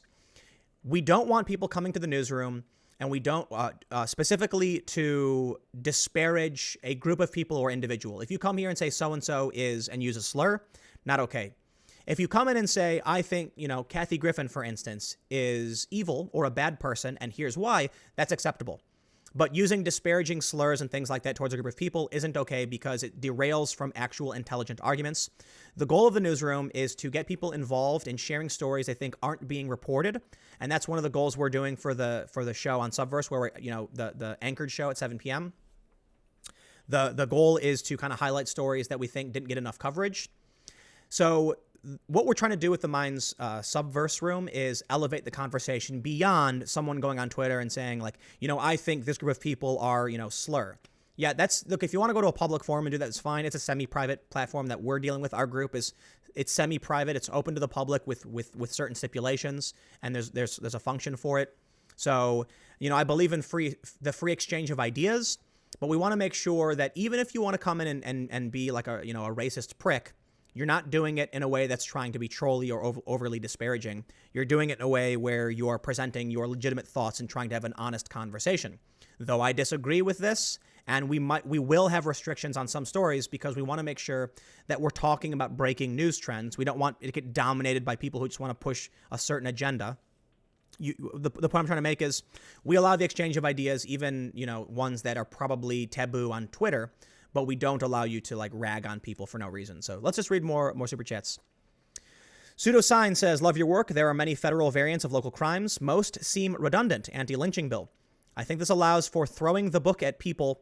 Needless, in my opinion. What do you think if this happens in this case? Yeah, I think Jussie Smollett may be he's being charged with a felony in Chicago. When it comes to federal charges, he's not going to get redundant charges. He's going to get tampering with mail and terroristic threats and things like that. So it could escalate. In terms of the anti-lynching bill from Kamala Harris, there's a reason why it keeps getting shot down. It's redundant. Lynching someone's illegal. Do we need more laws? You can tell I'm having allergies by keep itching my nose. So I've got way too much super chats, and I really have to wrap things up soon. So, subscribe to my second channel in Subverse. I don't know if I can read all of these super chats, man. Sofa King Red Pilled says, great, honest work. Jasoon says, dude, I don't agree a lot with what you say, but I respect the hell out of you. Much respect. I appreciate it. Ferry Driver, thanks for the super chat. Says, press S to spit. Sarman of Flynn says, if a hate crime is committed against a celebrity and they don't parlay the crime into a cross-promotional on MSNBC, did hate crime even happen? Yes, it's a good point, right? If Jussie Smollett didn't come out and start wiggling his finger at Trump supporters and saying all these things, and just a month later said, you know what happened, and I didn't want to talk about it, people would probably respect it more and be like, oof, that's bad, right? Instead, he made a spectacle out of it. Went on TV and did all this stuff. Aaron asks, wonder if the FBI will be bringing charges too. Well, that was reported by a WGN Chicago reporter who said, keep in mind, he may have lied to federal investigators too. Eric Zubke says, I'm of the opinion that you mirror Shapiro. While you two occupy different sides of a political spectrum, you both don't walk away if facts don't go your ideological way. I greatly appreciate that. I have a lot of respect for Shapiro. I disagree with a lot of his politics, religion, for instance. We both talk ridiculously fast, so, there you go. I do think I'm a bit taller than him, but I consider that a great compliment. Though I completely disagree with Ben on a lot of issues, I do have respect for his willingness to actually engage in dialectic and really challenge ideas. And he's good at it. He really is. You watch these videos, there's a reason he's a meme about Ben Shapiro destroying things, destroying people with facts. You watch these videos and someone will ask him a question and he fires back instantly. He has the answer. And I'm like, wow, that dude, he read some books. You know what I mean? So I definitely respect his intelligence, but I do want to point out one important thing. One of the reasons why I'm not a big debater is that a lot of political issues and ideology are opinions. Should we have a government that provides a service X or doesn't provide a service X? Well, that's an opinion. To you, it might, some people say we should have universal health care. Okay. You think that would be a good idea, but there's no rule. There's no rhyme or reason as to why it should be. If someone said we should use glass for windows as opposed to plastic, well, that's a factual statement, right? You have a factual point you're making. It is technically an opinion, but I think most people can agree glass is sturdy and can form a seal. Thus, there is a logical reason for us to make a determination as to why glass is the perfect thing for a translucent object, a solid object that we can see through, as opposed to a thin plastic. Some things, though, are just kind of you think it would be better, right? Plastic, I think, is objectively worse in a thin plastic, plastic wrap would objectively be worse than glass. But if we're getting to the idea of plexiglass versus, standard tempered glass, well, now we're talking opinion. We can go over cost and go back and forth. And ultimately it's I don't know, man, they're both kind of okay. You know what I mean? So you gotta pick which one makes sense. Now, I will admit socialism doesn't work, so I am a social liberal, which means I believe it's center-left position. I do believe the government can play a role in healthcare education. I just think right now we're dealing with corruption and bloat. I look at the systems we have in place and it's society has a wound. and we want to heal that. So we put a Band-Aid on it. Well, the response typically in government is to put Band-Aids over Band-Aids, and now we have a festering wound, because at a certain point you need to get rid of the gunk and just rip it off and say, okay, you need to spray it down and clean the wound before we put more Band-Aids on it. So I do think that government safety nets and social programs are good. We have to fix the problems first. So one of the big issues I take with like Bernie Sanders, for instance, is when he calls for free education in a free college. I don't disagree. I like the idea of guaranteeing education, expanding education up to a certain limit. Right now, we have public grade school and high school. We could do a public college. Sure. The only problem, you've got a bloated and corrupt system that needs to be cleaned out before you do it. We can't just say like, well, college is really crappy. It's not working for people. They can't find jobs. Young people can't afford to have families. Let's just tax more people. Well, hold on. We can reallocate taxes.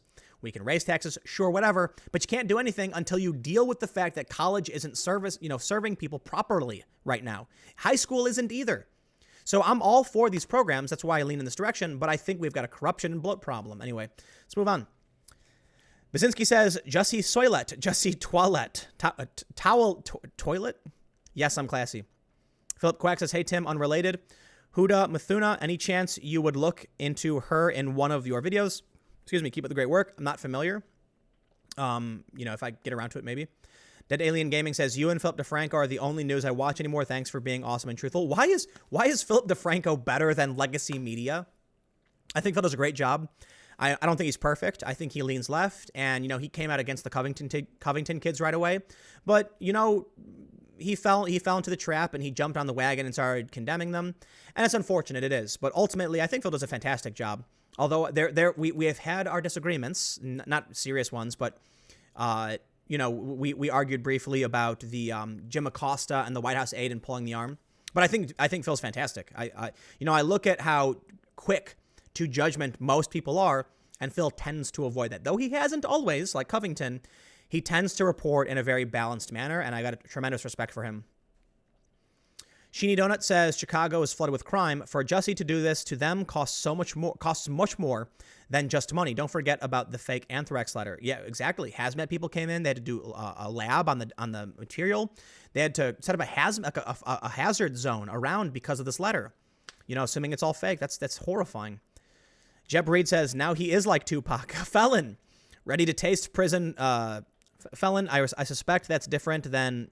Oh no, I'm not gonna read this one because I don't like the idea that we as a society recognize rape in prison. That's a horrible thing and shouldn't exist, and everyone should criticize that. Kaz1896 says, thank you for your hard work, appreciate it. Jinrai says, Tim Pool's real news. I wish there was a Canada version of you. Thank you. Vigo the Slaw says, do you think Mother 3 should be localized? I don't know what that is. St. Miles says, thank you for your work, appreciate it. Grizzly, socialism is killing World of Warcraft, giving players free stuff with no effort. Your thoughts? The economy in World of Warcraft is insane. When I first started playing back in World of Warcraft Vanilla, we used to work the auction house. What we would do is we would save up a certain amount of gold, something like I think like 50. We would buy all of the small radiant shards. For those not familiar, these are materials you need for certain abilities. That way we would own all of them, and you couldn't buy them because we'd constantly whenever somebody would put it up for sale, we'd buy it. We would then double the price. So the only choice you had if you wanted to buy one of the materials was to pay double because we owned the market. It was hilarious. And we were swimming in gold doing this, and we didn't have to grind, we didn't have to quest. We just had ridiculous amounts of gold buying out all of the supplies of certain materials. We were able to control the market because of how rich we were, and it made us infinitely rich, essentially. I started playing recently. Now the economy is insane. Everything costs an absurd amount because you can just buy gold, right? You can buy tokens in World of Warcraft with physical cash and sell it for a ridiculous amount of gold in the game. And now it makes gold relatively worthless because it's just so easy to come by. So I don't know about the rest of that because I don't play that. I just stopped playing. I never finished the last expansion. Party Civi says they can't keep getting away with it. William Lyerly says, be interested to see what Tucker's comment will be on Fox Entertainment. Juan Morales says, Tim, have you subscribed to PewDiePie? I have. St. Miles, are you going to review Hoda Muth? I don't know what that is. Nesney says, 6th time you missed my super chat, shaking my head. I don't think so. I think I read your super chats. Shiv Knight, have you ever considered attempting to create and establish your own news show network as part of a national television? Big project, I know, but absolutely not. And right now, per day, I am getting more views than some of the top cable news shows, and it's the weirdest thing. But it's so you can break it down in a lot of different ways. I'm producing about like an hour and a half of content every day, and I'm getting, at this point, about 1 million views per day across my channels. So, if you look at the primetime shows, some of them go an hour or 2 hours, and they're going to get 800, sometimes 1.5. So I'm in that range. I'm in that range, and I see... look, if one of the big networks came to me and offered me one of these psychotic contracts of like tens of millions of dollars or like, at least millions of dollars, I'd probably still say no. I might do some kind of deal with some kind of network, but I wouldn't do any of these like big shows. I've had a lot of people ask me, they're like, Tim, you're blowing up, man. You're on these podcasts. You're getting more subscribers. You're getting a ton of views. And I'm like, yeah, why would I stop? Things are going great. You guys, apparently, you guys want to come in and hang out and watch, and why should I change that? So what I am planning on doing is diversifying and expanding. Subverse is step one. It's hard work. It really is. Trying to do all of this, which allows me the ability to expand in the first place, makes it really hard to do any business work. Filing papers, hiring people, figuring things out, and it's nightmarishly difficult. But I'll figure it out. It's just going to be slow. I'm not going to rush things, and we're going to grow organically.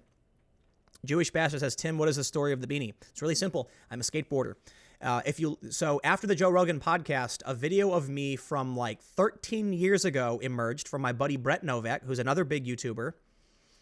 It was a video he filmed of me in like 2006, I think.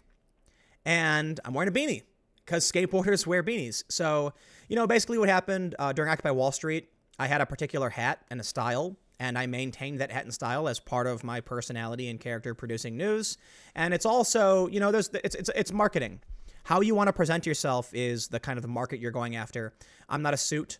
I don't want to present myself as a stodgy news anchor who's better than you. People wear suits because it gives them a depiction of authority, right? News organizations, the anchors are wearing suits because they want you to assume they're professional. It gives them that aura. I don't want that. I want you to watch my content and say, this is a guy just like me. I'm just someone who happens to be reading stories and trying to figure things out. Normal guy wearing normal clothes. And that's who I want to be.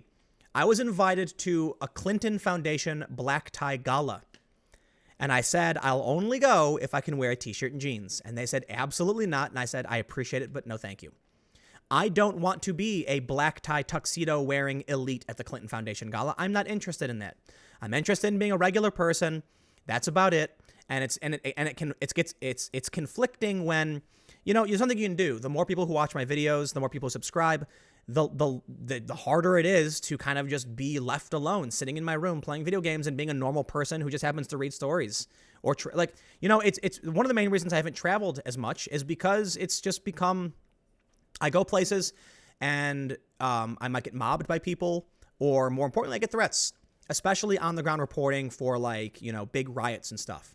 So unfortunately, I personally will hold off on some of these on the ground reports. I'm looking more to doing in-depth documentaries where I can travel and be, away from huge crowds.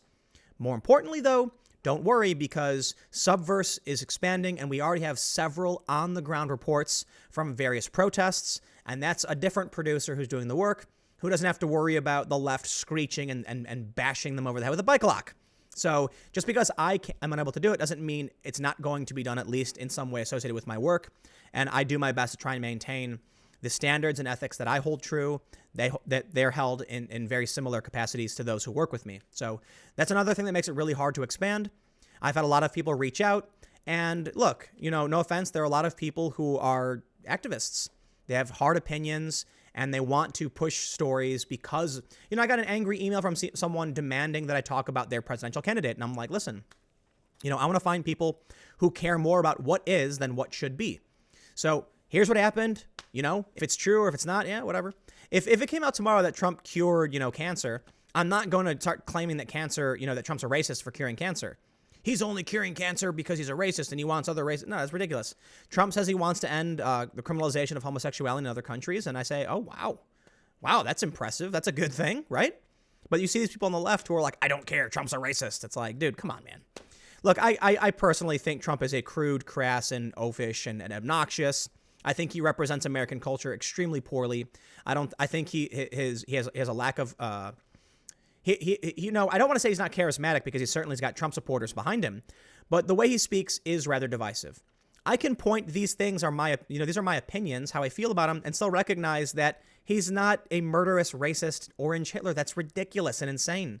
How insane is it that I can't have a rational conversation with the only people I can have a rational conversation with about my dislike of Trump are Trump supporters who are willing to go, I disagree with you, like when I talk to my Trump supporter friends, I'm like, well, I don't like that he does this. And they go, well, I think you're wrong. And I'm like, yeah.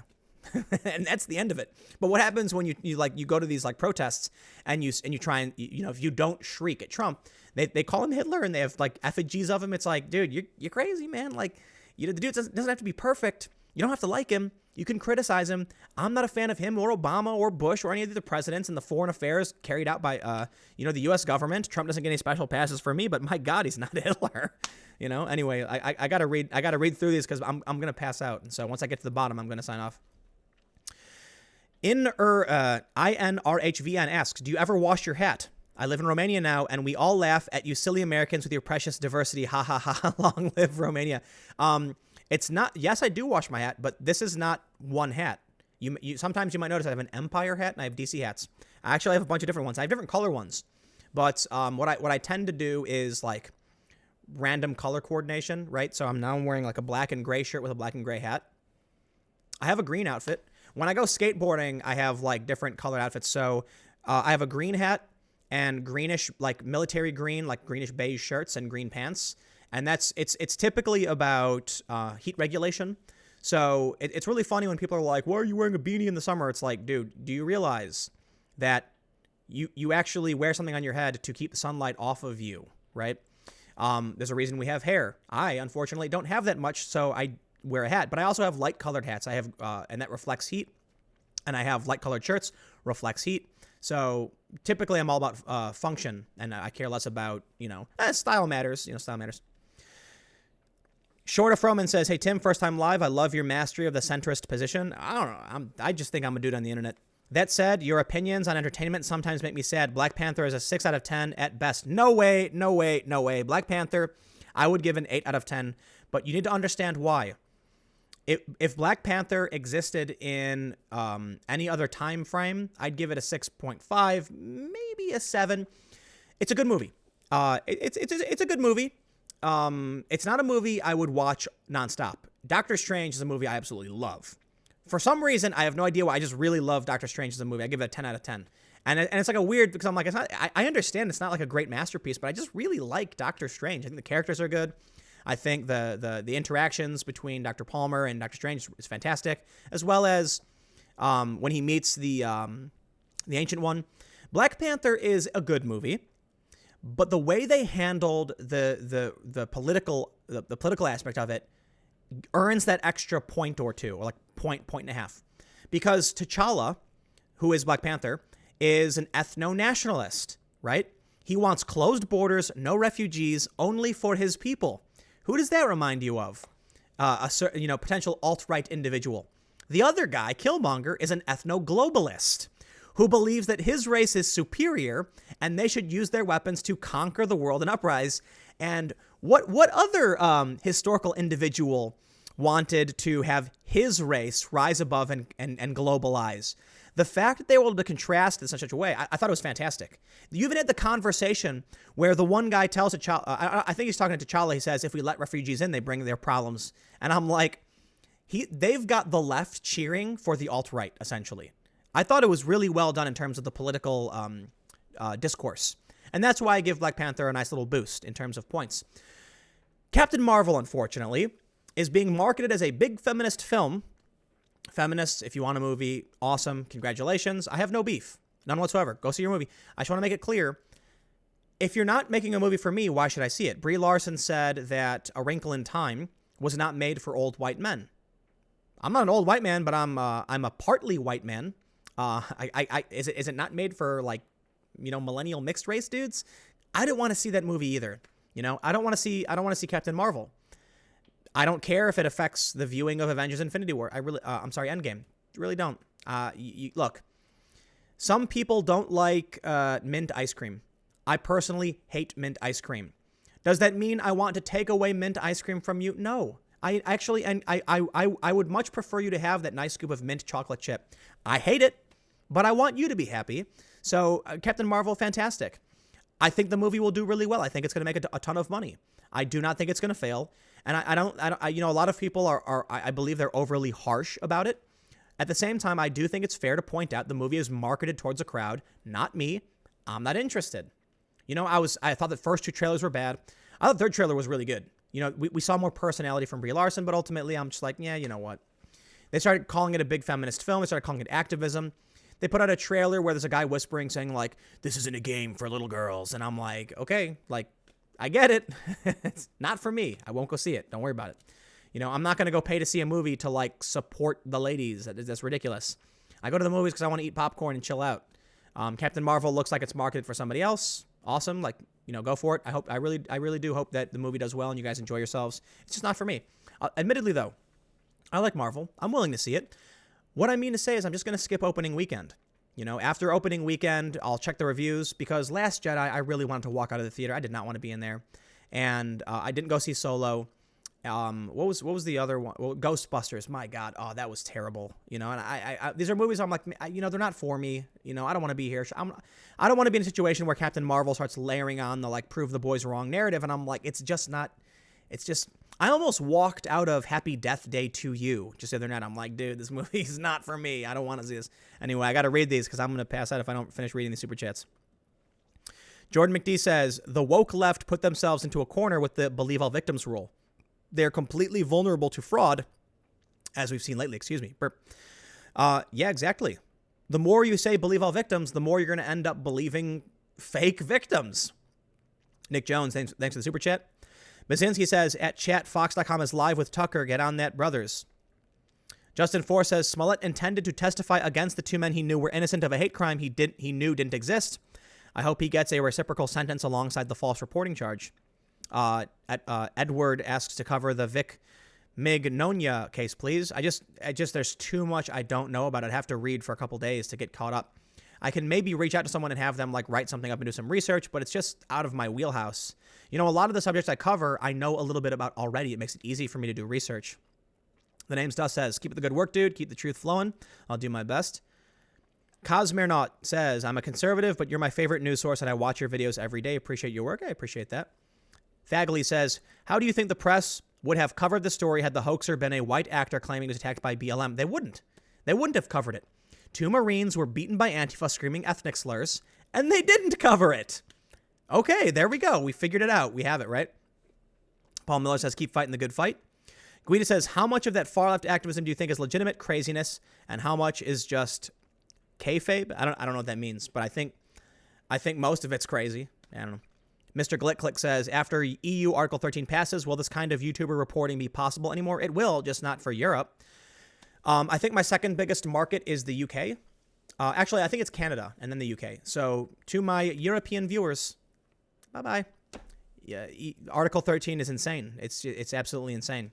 I have no idea, man. Seriously. There's this thing going on for like the new YouTube apocalypse, and I really get frustrated because I know YouTube's done things wrong. Bring back Monkey Jones. Monkey broke no rules. You cannot ban people who didn't break the rules. You're breaking I think that's horrifying. But YouTube does more than most other social platforms, and YouTube allows independent creators and alternative voices to be heard and make a living. So these attacks on YouTube frustrate me. They really do. YouTube has been doing its best to get rid of these problems with these creepy kids videos for a long time. What they need is a community to start flagging the videos and working with them, not some dude who's trying to get attention for himself to start telling people to brigade advertisers to screw with YouTube. That pisses me off. Penny H says, thank you, Tim. Excellent reporting all the time. I go to you to get the truth. I am on the right and you are the best out there. I appreciate the sentiment. Redacted says people on the left wanted the attack to be real because their side would gain points if it was. The fact that it's fake is negative points times 2. And this is bad. This is bad. This will be the example cited like every day. You know, they screw this one up. Hey, Tim, while we may not see eye to eye on politics, I love how you keep it honest and real. Can't wait to shake your hand in Portland again. Hey, appreciate it. You know, I try. Learned about you from the Joe Rogan podcast. Love the content. Keep it up. Very enlightening. Appreciate it. Rodolfo Acosta says, ever thought of writing a book on journalism ethics? Yes. Don't have time. I am planning with the mystery podcast show of after we get maybe like 30 episodes, turning it into a book called like something about like a skeptic's guide to mysteries, approaching stories of a mysterious nature from a journalistic and skeptical analytical perspective. I love mystery, right? These stories that are never resolved that make you think there's something else out there. The world isn't just what we can see with our eyes and hear with our ears, touch with our hands. There are ghost stories, there are mysteries, there are, you know, shipwrecks, planes go missing, you know, people mysteriously disappear. I read a story about a dude who told his family it was like early 1900s, and he said he was going to go, fetch some water or something, and it was snowing. Never comes back. So they go to look for him, but fortunately there's a fresh pair of footprints in the snow. They follow the footprints down for a couple miles, and eventually, in the fresh snow, the footprints just stopped. In a field. Just stopped. Did the person walk backwards in their footprints for, you know, a mile very slowly to make sure the footprints couldn't be traced or they would think he disappeared? Or what happened to him? That, you know, these stories are fascinating. I don't believe in, you know, ghosts. I believe there's a possibility for phenomena that exist in this world that we haven't explained yet. I believe aliens they potentially exist. Do they come to the United, you know, here to our world? Oh, I don't know about that. But I think the universe is big enough to sustain life on other planets and things like that. And it's probable to a certain degree, but who knows how these things happen. And they're fascinating. So what I want to do is we're going to do this show about mysteries. And then once we have enough, we'll create a guide, and we'll have different themes. Like these ones are presumed to be ghost related, but we don't believe in ghosts. These ones are, was this person a spy? Look up the story of Talmud Shud. A body that washed up in Australia. There's like a briefcase with a bunch of passports in it. It's like really creepy. And people are wondering if this dude was a spy who got assassinated. These stories are awesome. We never know. Somebody knows, but maybe we'll never know. So I want to, compile that. And that'll be a book. Tyler Olson says, have you looked into the Houston PD raid from the cops that lied to obtain the no-knock warrant? Would like to see a video on the militarization of police. I have done a couple videos in the past. I've done some documentaries about it, but that would be cool. I'm commissioning documentaries. So if, there's producers out there that have, high-end like good cameras and you're familiar with production, pitch me stories. You probably have to have some experience in the space. I can't just, you can't just offer me a story if you've never done anything on it, because this would be me commissioning a producer to put the piece together. It'd be 10 to 15 minutes. So Thomas Van de Hoof says, thanks, Tim. You have been on the money on this from the start and beaten all of the primary mainstream media to this fake news. Fake news. But admittedly, I'm tracking these local Chicago guys. They deserve all the credit, right? I'm just doing it on the internet. I talk about things I read and try and figure out what's true and what isn't. And I want to make sure I point right at, Charlie DeMar, and the other guy is Rob Elgis, as well as Rafer Weigel. And especially want to give a shout out to Nick, whose Twitter thread I'm hijacking to make this stream possible, at NickMon1112. So, credit to the people who make what I do possible, because while I certainly would never call myself one of the lazy aggregator types, I certainly do aggregation and get my sourcing from journalists who are doing the real boots on the ground stuff. I used to be a primarily boots on the ground guy. Now I'm doing a lot of, more internet commentary and things like that. If that's not, a lot of people have criticized me, and I'm like, listen, you can be upset that I'm not doing as much on the ground stuff anymore, but to be mad at me because I'm doing something different. Look, people do different things all the time. It happens. At a certain point, too many people know who I am, and it becomes too dangerous for me to go into the middle of a yellow vests riot. Just nothing I can do about it. But at least I can still bring information and do my best to try and find out what the truth is and be rational. So I'm not perfect. Nobody is. We do the best we can. I can respect people. Jake Siriish says, I would encourage you to check out the Words and Numbers podcast and maybe reach out to Professor Anthony Davies on economics. I think you guys would have a great discussion. Sounds good. Scott Decker says Kafifi money, and it just jumped again. Super chat. Come on, man. What are you doing? Now I got to try and scroll up and figure out where I was. But I can't. Oh, it's frustrating. I am oh my God, are you kidding me? Okay. I can't. I'm sorry. I lost some of the super chats. I apologize, guys, if I miss you. DC says from Matt Finn, update CPD says Jussie Smollett criminally charged for filing a false police report, not formally indicted. Is that real? Chicago Tribune announced it was an indictment, but you know, I'm on the stream. I'm not scouring the internet. So Nicholas was, you know, honestly, I'm gonna have to say this right now, guys. The super chats are coming in faster than I can actually read them, and there's nothing I can do. I will literally not. It is not physically possible for me to read all these super chats. So I'm just gonna stop. I'm gonna jump to. I'm gonna jump down to like 15 or so and try and just read these. Oh man, there's too many. Someone said they had a shirt idea for a human centipede eating Twitter messages. Oh, that's gross. Ash Rin says, Tim, love your content and your approach to these stories. Hope you'll cover Vic M and the Anime Gate fiasco. I mean, I'm a fan of Full Metal Alchemist and Dragon Ball. I'm not super familiar with what happened behind the scenes, and I just don't really know. Feelgood says the left showed their true colors in this one. They hope hate crimes happen. Top Gundy says, I noticed that nobody covered the harassment and physical assault of the Boston National Grid Union on strike workers scabs. If I have a deal with something like that, can I message you? Minds.com/Subverse. There's a link to the newsroom. This is what we want you to do. Share these stories.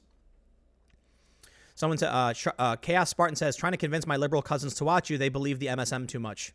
And it's, look, I source through mainstream media too. They're not always bad. It's just, you need to take them and other sources and kind of figure out what's true.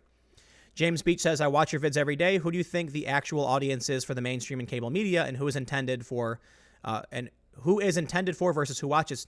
It's intended for the general mainstream America, but it's mainly being presented to hotel lobbies and airports. I mean that for real. Someone asked me a question about, PP. I'm not going to read it. Basinski says, going to watch Captain Marvel is like paying to get lectured on why being male and white sucks, not into BDSM. Ahoy, matey. Appreciate it. Sorry to keep you. Any place for someone interested in the history of activist movements on Subverse? I mean, yeah, you come on and if you write up like a documentary or a Medium post, something, you can share this with us. And, that's what it's for. Aquanetta says, invest in a good VPN connection and Tor for the EU folks. Metal Glasses says, Tim, you are a great replacement for Dan Carlin, which I wonder if somebody got him. Tim, don't let them get you. I'm not familiar. Karen says, Tim, you need to cover the Dyatlov Pass incident. I know all about it. May have just been an avalanche, but it's curious. These are great mysteries. They really are. Fly Eagles Fly says, another thing about PPs. Metal Glasses says, Tim, you and No Agenda are good sources of news. Terry, it just jumped on me again. Guys, I'm really, really sorry. The super chats are coming in faster than I can actually read them. There's nothing I can do. And then YouTube just jumps and skips like a random number. And then I can't figure out where I was. What's your policy on sponsorship or advertising? Will you endorse small businesses or crowdfunding campaigns? Maybe. I actually was doing that for a while. I don't know if I'm going to do that anymore. But I do have an email attached to the About section on my channel. Engineer says, keep up the good fight, dude. Center right here. Watch Cobra Kai on YouTube Red and waiting for season 2. Cobra Kai was awesome. It was awesome. Kev GB wants me to take the hat off. Yeah, not going to happen. I just jumped again. Okay, there we go. Bacon on face. I think the ultimate FU to Jussie would be if Trump showed him tremendous mercy and pardoned him. Oh, that would be, wow, epic troll. But look, I believe in justice. And while I do think our justice system is a little too harsh, I don't think people should be outright pardoned if we know they did it. But we the president's allowed to pardon for a reason, so there you go. Drake Glazer says, greeting from the military-industrial complex. How's it going? Seth, I love your work. Keep it up. Joel Kennington, I respect your opinions, and because of your objective coverage, I value your opinion even more. Keep it real, bro. And Brother Love says, Smollett works for Trump.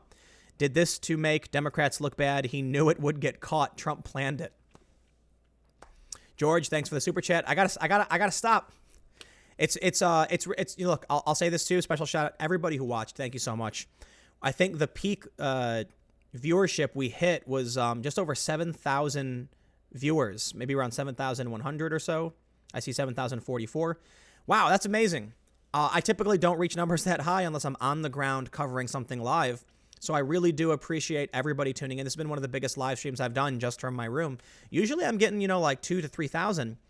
It's hard enough to keep up with comments and super chats when I've got 2,000 to 3,000, but now we're at 4,500. You guys, you rock. Seriously, Listen, I mean it when I say I'm a high school dropout from the south side of Chicago who just happens to be a dude on the internet. I talk about things I think are important to me, and the fact that people are willing to support me and allow me to continue to do this warms my heart, makes me smile every day. I used to do backbreaking labor at an airport. I was getting paid like $10 an hour to lift bags, and life was not miserable. Life just it was, and I'd go skateboarding when I had the day off. Today, I spend almost every waking hour reading the news, watching the news, and periodically I get a chance to go to the movies and chill out. And that's why I'm like, Captain Marvel's not for me. I want to go to the movies and forget things. I want to watch anime and forget things and kind of relax and zone out. But, when I meet people, I'm just somebody who dedicates their time to reading stories and trying to understand the world and then telling people what I find. So I don't view myself as smarter than anybody or special. I just read a lot. It's really all it is. The fact that there are so many people willing to, donate through Super Chat, donate through my website, watch my videos every day. You give me a blessed life that I seriously can never express my gratitude enough. And I know that at some day there could be a change in the YouTube algorithm, and I might just find myself kicking back, sipping on a coconut on the beach as an old man, and everything falls apart, and that's fine. I am on the left libertarian quadrant of the political spectrum. What that means is I have absolutely no problem with putting on some cargo shorts, living on the beach, sipping on coconuts every day, and just, chilling out and staring at the stars. That's what life's all about. I don't think we should force other people to do things. I think we should figure out how to work together and cooperate, but competition can be important. I recognize that. I'm only center left, but I am on the freedom side of that political compass. And I want everyone the freedom to pursue life, liberty, and happiness, so long as they aren't infringing the rights of others and forcing them to do things. So that being said, I am going to sign off before I just completely collapse. But you can follow me on Twitter at Timcast, even though I absolutely hate the platform and try to use it less. I don't post my videos there anymore for the most part, you may have noticed. More importantly, minds.com/subverse, where I am much more active on Minds, posting thoughts and ideas, and if you want to message me, the easiest thing to do is Minds, because I get a huge feed of messages and I can actually read through them. Seriously, I'll say this. Minds is great because they're, I don't want to call them alternative. They're a platform that isn't as dominating and evil as many of these big networks. But I'll say this, their group system, they have a live streaming thing called Gatherings, and they have the group where you can post news articles in the feed and then comment on the wall. And when you send me messages, I actually just see them across the board. It is one of the easiest ways to actually send me a message. I can't answer everybody. I try to, but man, I get a ton of messages. But it really is fantastic. I'm actually loving, I think I can say this definitively. Minds.com has the best group community function. I don't know if Facebook, Twitter, and Instagram don't have good community functions. They don't.